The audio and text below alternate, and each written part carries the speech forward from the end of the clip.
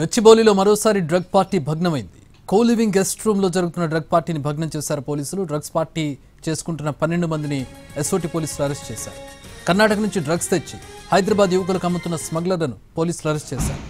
Drugs supply చేస్తున్న గుత్తా తేజకృష్ణతో పాటు నైజీరియన్ను కూడా అదుపులోకి తీసుకున్నారు.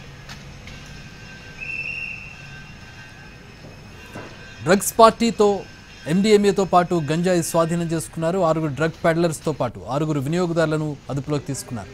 వారిలో గుత్తా తేజకృష్ణ, సాజీర్, వెన్నెల రవికిరణ్, మన్నే ప్రశాంత్, పి హర్షవర్ధన్ రెడ్డిలను అరెస్ట్ చేశారు.